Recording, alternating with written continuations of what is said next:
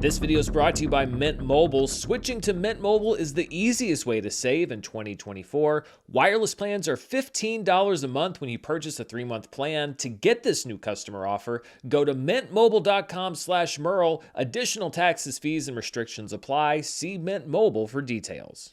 Hello, everybody, and welcome to another edition of The News with Dan, and we have a full slate of stuff to talk about this week. We have The Mandalorian coming to theaters, multiple guilds with their nominations for the end of the year awards. We'll talk about that and how it impacts the Oscar race. We have Tom Cruise signing a deal to make films at Warner Brothers and the announcement of Top Gun 3 being in development, and of course, your calls on the Mint Mobile hotline. But I want to start this show with Mean Girls. It's going to be the #1 movie at the box office this weekend. I'm going to be doing charts, I believe, on Wednesday this upcoming week, because on Tuesday I'll be doing a recap of the Emmys. Then we'll get the 4-day MLK Jr. weekend numbers and do a full breakdown of everything. But Mean Girls is going to be #1. However, it doesn't seem like all of the audience members that went to see Mean Girls this past weekend are happy, and it's because Paramount decided to hide the fact that it is indeed a musical. And this isn't something that's specific to Mean Girls. The Color Purple and Wonka, both musicals, had that heavily downplayed in the publicity for those movies as well. And it really does beg the question as to why Hollywood seems to be ashamed of the fact that they're making musicals.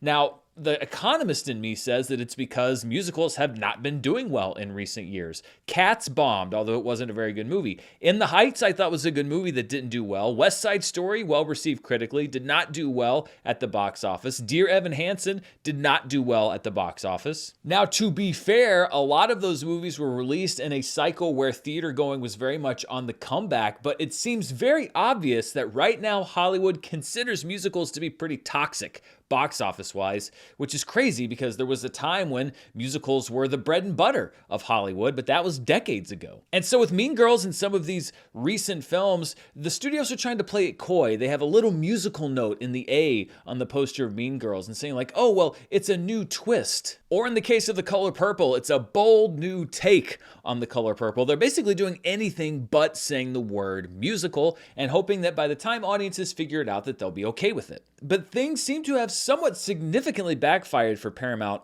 on this Mean Girls re-release. I know a lot of people that were expecting it to be just a straight remake of the 2004 film, which it was not. It's an adaptation of the musical that came out on Broadway a few years ago. And when you look at audience reaction, it got a B cinema score, which it sounds great, but is actually not a great audience reaction. And I've said this so many times on the channel and on charts, cinema score is a measure of expectation. And if you're getting a B or a B minus or below on cinema score, that means that you as a studio had not properly set the expectation for the audiences for what they're going to get. And I've seen the videos on social media of audiences groaning when a song starts. Obviously, a significant portion of the audience for Mean Girls was not prepared for the fact that it was a musical. And when you look at the 1-star reviews over on Rotten Tomatoes, a lot of those reflect the fact that people showed up and were not happy to have been what they believe tricked into seeing a musical. Now, I love musicals on a personal level, but I can't really get behind a strategy from any studio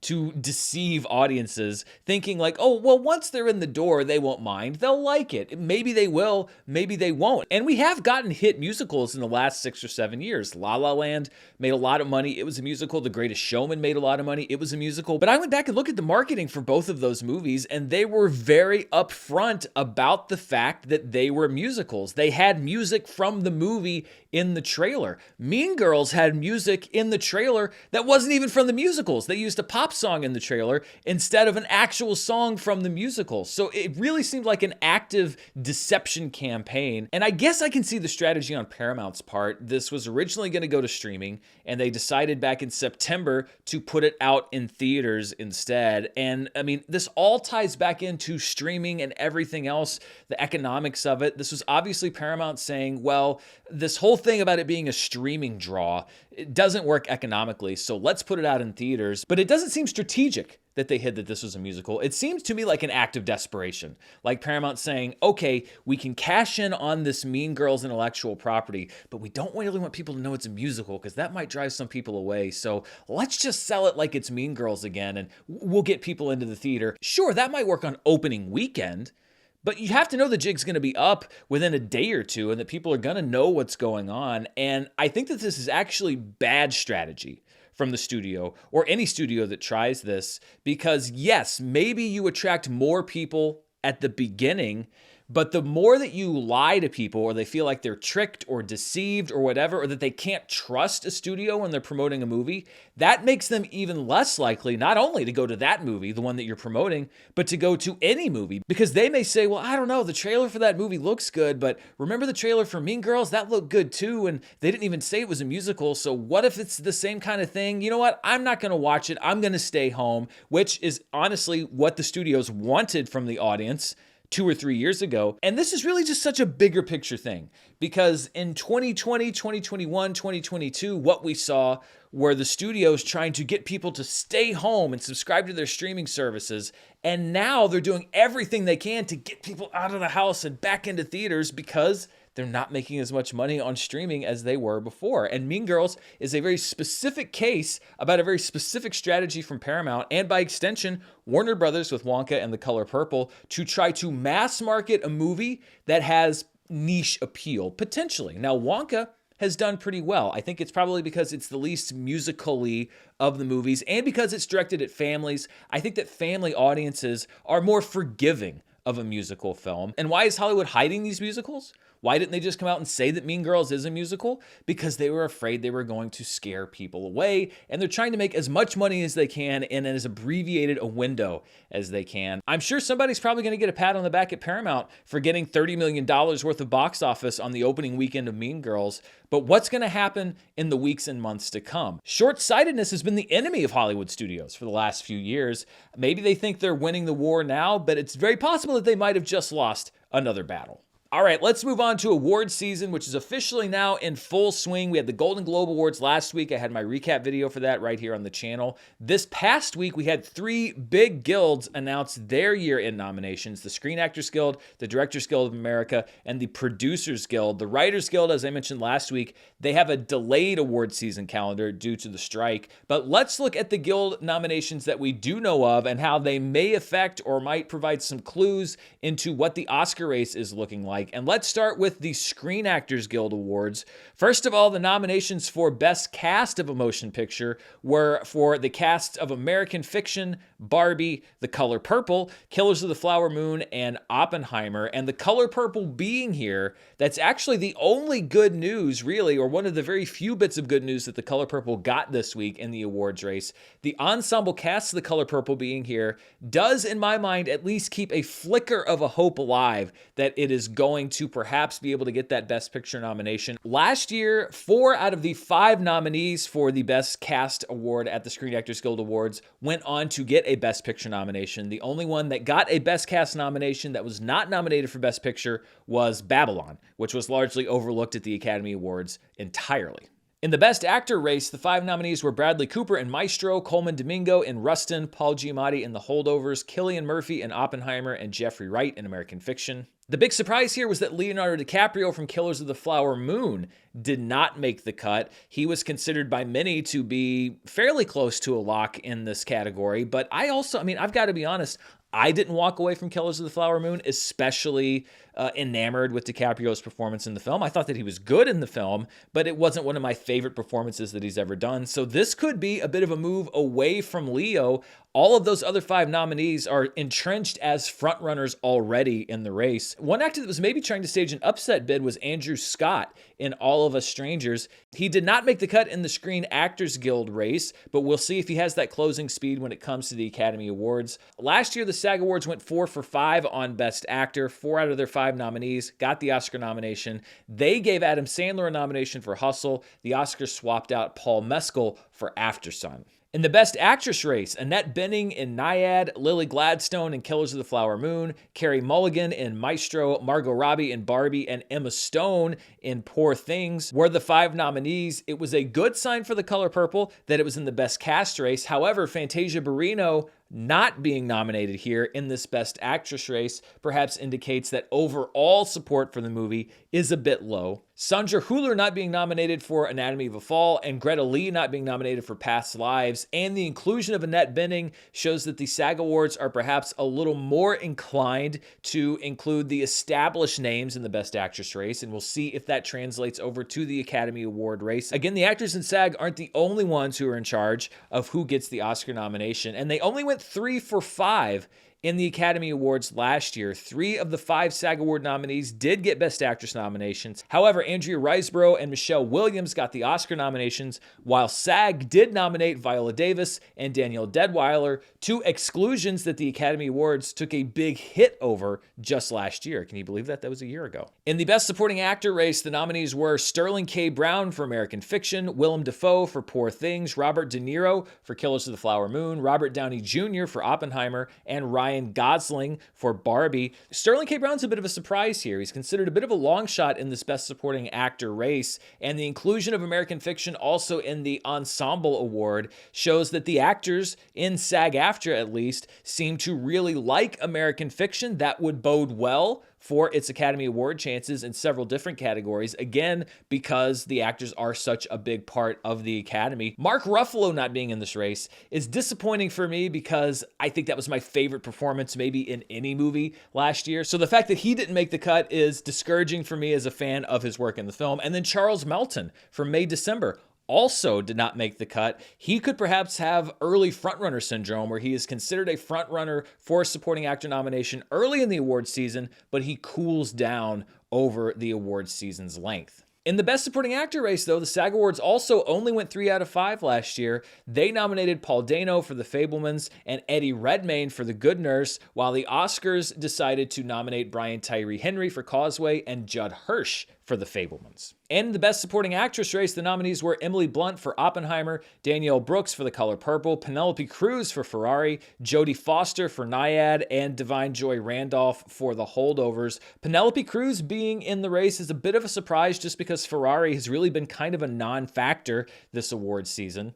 The exclusion of Julianne Moore from this race, as well as Charles Melton in the supporting actor race and Natalie Portman in the best actress race, does not bode well for May December's overall chances at the Academy Awards. It actually has had a somewhat weak showing at a lot of these early award shows, and so that again could just be a movie that popped early but has not had the staying power across the award season. It's a very crowded award season. Not every movie can rack up these big nominations. The SAG Awards were very predictive in the supporting actress race last year. They went 5 for 5. The 5 SAG nominees were the 5 Oscar nominees, and as far as the winners in these categories, they were very predictive of the Oscars because the nominations may have been different, but the 4 winners at the SAG Awards in the acting categories were also the 4 winners at the Academy Awards in those corresponding categories. A quick congratulations as well to the nominees for Best Stunt Ensemble. The stunt teams from Barbie, Guardians of the Galaxy Volume 3, Indiana Jones and the Dial of Destiny, John Wick Chapter 4, and Mission Impossible Dead Reckoning Part 1 are all up for that award. You would think that the team from John Wick Chapter 4 has a distinct advantage in this race, but you never know. Let's move on to the nominees for the Directors Guild of America Awards, and their 5 nominees for Best Director were Greta Gerwig for Barbie, Yorgos Lanthimos for Poor Things, Christopher Nolan for Oppenheimer, Alexander Payne for The Holdovers, and Martin Scorsese for Killers of the Flower Moon. Alexander Payne's a bit of a surprise here, only because there really doesn't seem to be a whole lot of support for the international films. But last year, the DGA only went 4 out of 5 with the Academy Awards. The Directors Guild nominated Joseph Kosinski for Top Gun Maverick, but the Oscars nominated Ruben Östlund for Triangle of Sadness. So we do have actually a lot of precedent with the Academy Awards picking 1 or sometimes even 2 international directors over a Hollywood director. The DGA does tend to be a bit more Hollywood-centric than the Academy Awards. And finally, we had the nominations for the Producers Guild, which are often very predictive of the Academy Awards, especially the winner of this award. Their nominations are for Best Producer or Producing Team for a Major Motion Picture, but it's essentially Best Picture. And their 10 nominations were American Fiction, Anatomy of a Fall, Barbie, The Holdovers, Killers of the Flower Moon, Maestro, Oppenheimer, Past Lives, Poor Things, and The Zone of Interest. Now, the winner is often very predictive of the Academy Award, but last year, the Producers Guild only went 7 of 10 for the Academy Award nominees for Best Picture. The Producers Guild nominated Black Panther: Wakanda Forever, Glass Onion, and The Whale, while the Oscars opted for All Quiet on the Western Front, Triangle of Sadness, and Women Talking. The lack of the color purple here is not a great sign for its Best Picture chances, and the same goes for Air, May, December, and Spider-Man Across the Spider-Verse. By the way, they also nominated 5 films for Best Animated Film of the year, and those 5 movies were The Boy and the Heron, Elemental, Spider-Man Across the Spider-Verse, the Super Mario Brothers movie, and Teenage Mutant Ninja Turtles Mutant Mayhem. I was surprised that Nimona was not here, Chicken Run Dawn of the Nugget was not here, Suzume was not here, and I was somewhat surprised to see the Super Mario Brothers there in place of some of those films. Again, this doesn't necessarily mean that these are going to be the 5 nominees for Best Animated Film, but the Super Mario Brothers movie particularly, it surprised me that it was there for the Golden Globes. It surprises me a bit here that it's there for the Producers Guild. It may have a bit more of a higher profile. I thought that people knew what it was, but I didn't think that it really had that awards prestige profile. It seems like a lot of voters may think differently. So overall, as far as how this might shape the Oscar race, I think that the group this year of contending films is perhaps a bit smaller than in many years past. So I don't think it does a whole lot to significantly shake it up, but I do think that it's discouraging for Past Lives,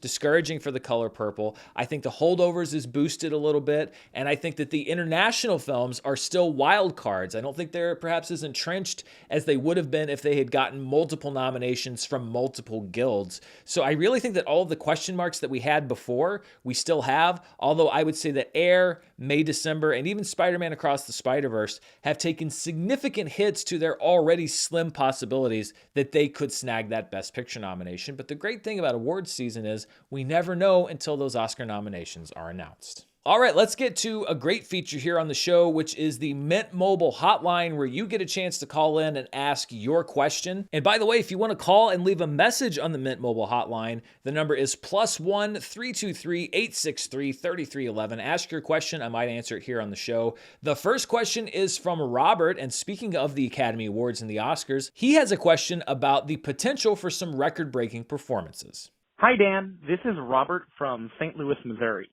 I wanted to get your thoughts on whether Barbie could tie or even break the all-time Oscars record of 14 nominations for a film. I think it's tough, but possible right now. Or do you think another film from this year, like Oppenheimer, might have a better chance? Thanks for all you do on the channel. It brings me so much joy, and I hope you know how much we all really appreciate you. Thanks, Dan. Thanks for that question, Robert. And yes, Oppenheimer and Barbie do have the kind of support across different categories that make it seem possible that it could tie or break that record. As you mentioned, the record is 14. 3 movies are currently tied for the most Academy Award nominations of all time: All About Eve, Titanic, and La La Land. So could Barbie or Oppenheimer tie or break that record? Well, let's break down which nominations they are likely to get and which nominations they could possibly get. And the way I'm calculating this is using the site Gold Derby. It's a great awards tracking site. They give the odds for what they think that the nominees are going to be in every different category. They're not perfect, but oftentimes they are very accurate as far as which movies are going to go into which categories. So I basically have taken the nominations that these different movies, Oppenheimer and Barbie, could get and said that they are likely to get those nominations if Gold Derby currently has that film projected to be in that top 5, in that cut for the Academy Award nominations. And then I've said that it is possible to get a nomination if it is outside that top 5, but still in any way possible or likely to happen. And so first of all, looking at Oppenheimer, the categories in which Gold Derby says it is likely or projected to win a nomination are Best Picture, Best Director, Best Actor, Best Supporting Actress, Best Supporting Actor, Best Adapted Screenplay, Best Cinematography, Best Editing, Best Hair and Makeup, Best Production Design, Best Score, and Best Sound. And there is one category in which it says it is possible that the film could get a nomination, which is Best Costume Design. When you add those numbers up, that has Oppenheimer at a projected Academy Award nomination count of 12, but it actually tops out as far as categories in which it is even possible to get a nomination at 13. So unless something really crazy happens, like there's a performance that comes completely out of the blue to get an acting nomination, then it seems, I'm not going to say impossible, but very unlikely that Oppenheimer will tie or break the all-time record for Academy Award nominations. Now, that's not necessarily the same case with Barbie. Right now, Gold Derby has Barbie likely or projected to get nominations in Best Picture, Best Director, Best Actress, Best Supporting Actor, Best Adapted Screenplay, Best Costume Design, Best Editing, Best Production Design, and then 2 nominations in the Best Original Song category. And then in the possible range, we have Best Supporting Actress for America Ferrera, Best Cinematography, Best Score, Best Song, a 3rd Best Song nomination,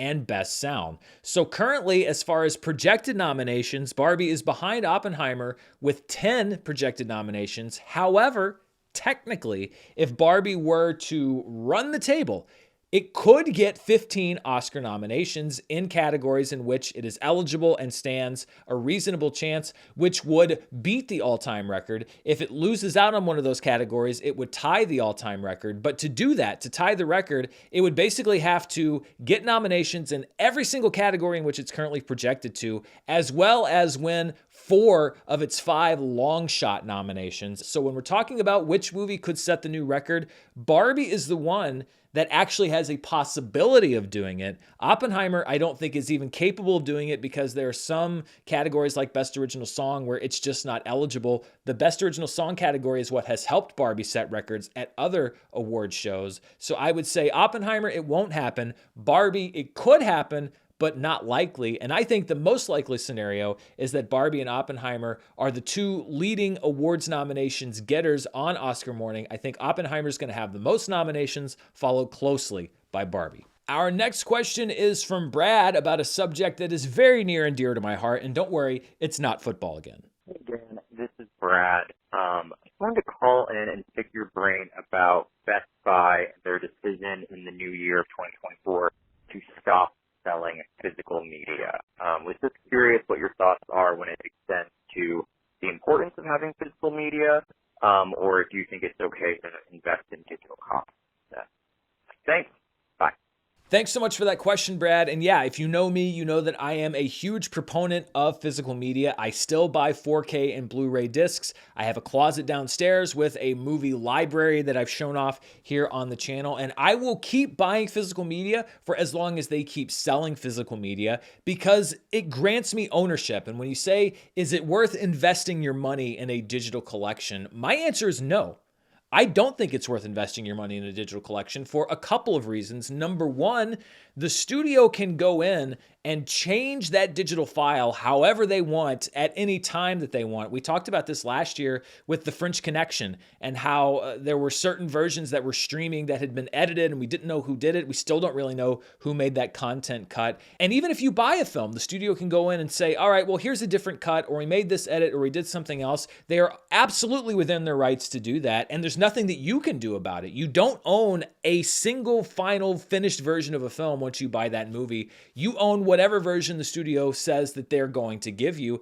And the studio can also just say, oh, by the way, you don't have access to that movie anymore. That's happened to a lot of people. There was an online library, I believe, on PlayStation last year that the company Sony lost the rights to. And they said, well, I'm sorry if you bought these different shows on, through the PlayStation store, but as of X date, you just don't have access to them anymore. And also you don't get your money back. I don't view digital media as in any way stable or really as in any way having ownership over something, because it can be changed and taken away at any time by the companies that are basically renting or leasing out your right to have that movie in your home. When you buy a disc, when you buy a Blu-ray, when you buy a 4K, yes, it is tangible, and yes, it can physically be destroyed, but it is also something that physically exists in your hand. It is unalterable. That version of the movie that you have, the content, the color timing, the editing, everything is locked in and cannot be changed. And there's movies that I have on my shelf downstairs that right now I can't find them streaming.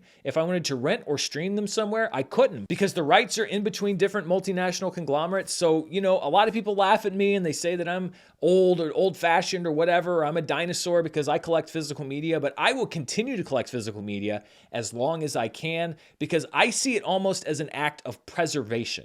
You are preserving that version of the movie for yourself, unalterable unless you scratch the disc or give it away or lose it. And I think that's important. As a film guy, as a guy who wants to lock movies in, I think that it's important to keep collecting physical media. I think it's important to encourage studios to keep putting out physical media, and I will continue to do so until they literally don't give me the option to do it anymore.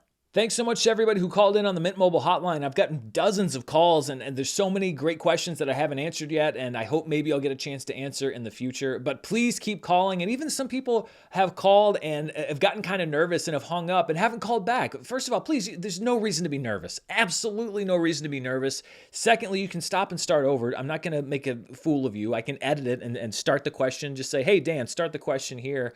But even if you get discouraged and you have to hang up, call back, because there's been a couple great questions that people started to ask, and then they hung up and they didn't call back. And it's like, I wanted to answer that question. So give us a call, leave a message. Don't be nervous. I promise I'm just a dude, and I want to hear what you have to say, and I want to hear your questions. And thanks to everybody that's already called. And I want to thank Mint Mobile for sponsoring the mobile hotline and this video. We're 10 days into the new year, which means that most people are about a third of the way to breaking that New Year's resolution, usually by February 1st. But there's no reason to give up on that pledge to save money in 2024, because you can save tons of money every month by switching to Mint Mobile. For a limited time, wireless plans from Mint Mobile are $15 a month when you purchase a 3-month plan that's unlimited talk, text, and data for $15 a month. If you're paying $50 a month for mobile service, you can switch to Mint today and pocket that extra $35, which might be just enough to cover a movie and maybe a small popcorn.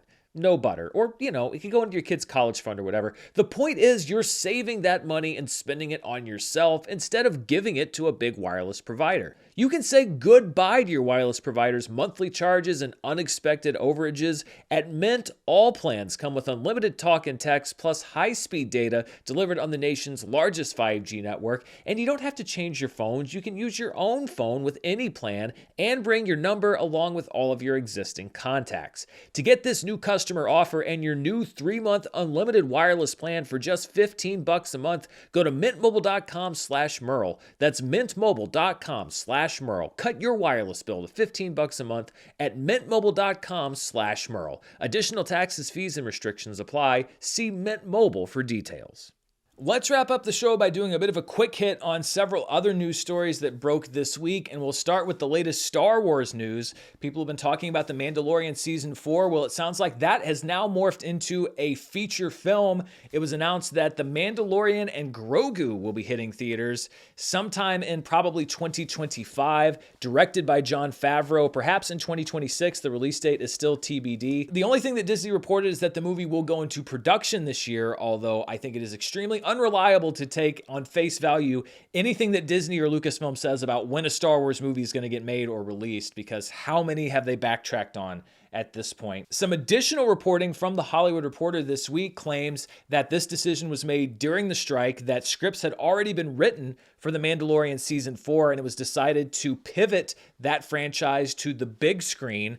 Also, it is said that Jon Favreau and Dave Filoni will co-write this movie, that Dave Filoni's Star Wars movie is still going to happen, but it's now going to happen after he does Ahsoka Season 2. So basically, all we know is The Mandalorian and Grogu are coming to a theater near you in their own feature film. And again, and it kind of ties back to Mean Girls, it's that changing of strategy. You had Star Wars, which is this massive movie franchise, and Disney says, all right, we're taking it to streaming. And they start this franchise on streaming, and it does really well on streaming, and then streaming starts to decline, and they decide, hey, you know what would be a great idea if we took the streaming franchise and made it a movie? It's all coming back full circle. Everybody's going right back to the business model that shockingly had already been in place for decades. I'm not really sure how this shakes out as far as Star Wars goes. That's the thing with streaming. Like, how big is the Mandalorian's fan base in the general public, and how much of it is people that just watched it at home because it was on Disney Plus? The show, I think, has lost a lot of its heat since that first season. The third season of The Mandalorian was, for me and for a lot of other people, very spotty. I really think the end of season 2 may have been the peak, and even some people started jumping off then. You had that weird quasi-crossover with the Book of Boba Fett. I think people are very skeptical of Star Wars, quite honestly. I guess if you're trying to go for a tried and true, recognizable face of a franchise, The Mandalorian and Grogu are about as close as you've got right now. We've got this Rey movie that I don't even know what's going on with it. We'll see what happens with that. We don't know what the next episodic Star Wars movie is going to be. I mean, listen, Star Wars has been kind of a mess for a while now. This did somewhat surprise me because it did seem like The Mandalorian was sort of Disney Plus's big Star Wars thing.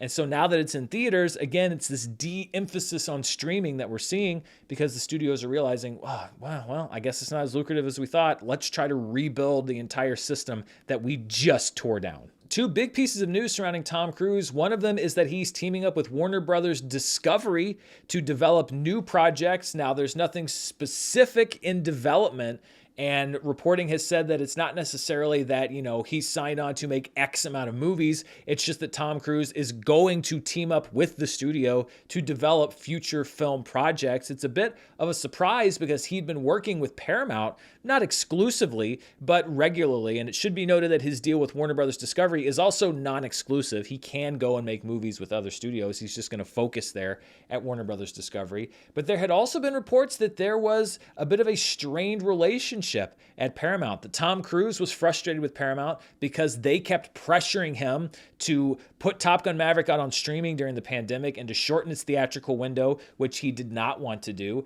And also reportedly, Paramount was a little bit frustrated with Tom Cruise because Mission Impossible Dead Reckoning Part 1 was so expensive, and largely because of the way that he collaborates with Chris McQuarrie, and they do so many things on the fly and just kind of make things up. And Warner Brothers Discovery said, all right, you know what? Come over here and make films. They lost Chris Nolan. They've got Tom Cruise. So this is a big get, if you will, for WB Discovery, even though there's nothing concrete that has been planned between Cruise and WB Discovery. However, it was also announced that a Top Gun 3, and I think Paramount perhaps did this strategically once the Warner Brothers Discovery news was broken, Top Gun 3 is now in development with Aaron Kruger writing a script. Reportedly, again, Joseph Kosinski would return. You bring back the cast from the last Top Gun movie. And this is just Hollywood studio one-upsmanship 101. One studio says that they have a big deal with Tom Cruise to make movies. The other studio says, yeah, well, that big one that we made with them, we're doing another one. None of this really means anything. Nothing has been shot. No deals have been technically signed. So we'll see what actually happens. But this is a great example of two studios trying to out-PR each other. I do think, though, that this is a big get for Warner Brothers Discovery. David Zaslav and that whole regime over there have been criticized a lot, including by me, but this is one step toward, I think, establishing a real foothold in the theatrical marketplace. And the fact that Warner Brothers Discovery did so well theatrically at the end of 2023, we've got Dune Part 2 coming up at 2024, could they actually be building something over there instead of just tearing everything down, which is what it looked like Zaslav was doing?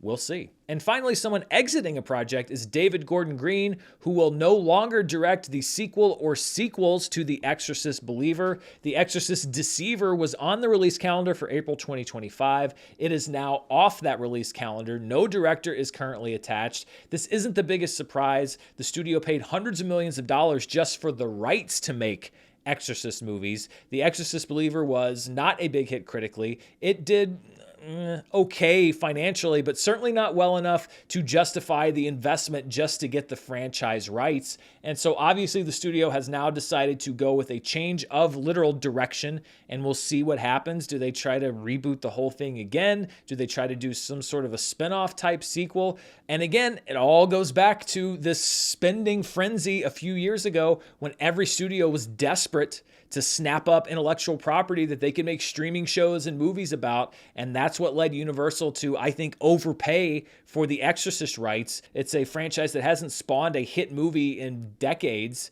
Now that things have settled down financially, the studios have to figure out now what to do with all of these things that they invested so heavily in. And after one movie, it seems like Universal is back to the drawing board as far as what to do with The Exorcist. I think it's probably the best thing for it. You don't want that whole sunken cost thing of like, well, we have to make 2 more of the same thing we just did because we said that we were going to do it. Listen, now's the time to do it. Rip the Band-Aid off, go back, find a new vision, because you don't have that time and money to play around with anymore.